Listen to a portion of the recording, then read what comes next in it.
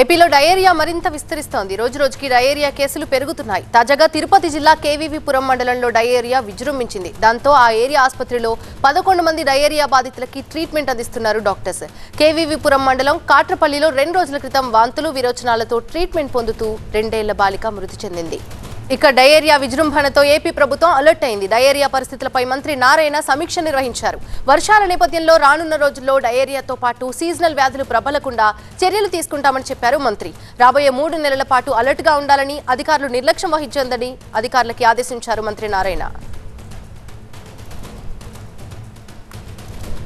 మరింత సమాచారం మా ప్రతినిధి శివ అందిస్తారు. శివ, రానున్న రోజుల్లో ఇంకా ఈ వ్యాధి మరింత ప్రబలే అవకాశాలున్నాయి, వర్షాలు కూడా ఎక్కువగా ఉండే అవకాశాలున్నాయి. మరి మంత్రి నారాయణతో పాటు అటు డాక్టర్స్ కూడా ఎలాంటి సలహాలు సూచనలు అందిస్తున్నారు?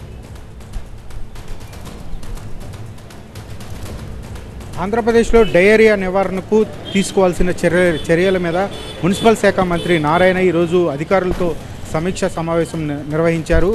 17 రాష్ట్ర వ్యాప్తంగా ఉన్నటువంటి 17 మున్సిపల్ కార్పొరేషన్ కమిషనర్లతో ఈ సమీక్ష సమావేశం జరిపి ప్రధానంగా 3 అంశాల మీద అయితే చర్చించడం జరిగింది. డయేరియా ప్రబలకుండా తీసుకోవాల్సిన చర్యలు, మరోవైపు కాలువల్లో పూడికకు సంబంధించినటువంటి అంశం మీద కావచ్చు, మరోవైపు వర్షాలు కురుస్తున్న నేపథ్యంలో సీజనల్ వ్యాధులు వచ్చే అవకాశం ఉంది కాబట్టి ఎటువంటి చర్యలు తీసుకోవాలనే అంశం మీద అధికారులతో ప్రధానంగా చర్చించారు. ఎక్కడా కూడా నిర్లక్ష్యం వహించకుండా అధికారులు తగిన చర్యలు తీసుకోవాలని చెప్పని కూడా అధికారులకైతే ఆదేశాలు జారీ చేశారు. ఇప్పటికే విజయవాడ, జగ్గైపేట, నందిగామ, తిరువూరు లాంటి ప్రదేశాల్లో డయేరియా విజృంభించి అనేక మంది విరోచనాలు, వాంతులతో ఆసుపత్రుల్లో అడ్మిట్ అవుతున్న నేపథ్యంలో సాక్షాత్తు మంత్రి స్వయంగా వచ్చి మొత్తం కూడా పరిశీలించినటువంటి పరిస్థితులు ఉన్నాయి. ఈ నేపథ్యంలో అధికారులు ఎలాంటి చర్యలు తీసుకోవాలి, ఎక్కడా కూడా ప్రజలకు ఎలాంటి ఇబ్బందులు లేకుండా స్వచ్ఛమైనటువంటి మంచినీటిని 24 గంటలు సప్లై చేసే విధంగా అధికారులకైతే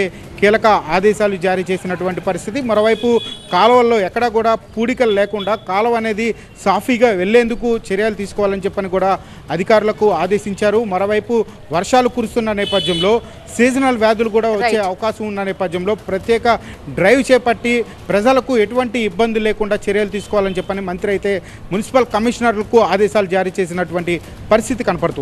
రైట్, థాంక్యూ శివ.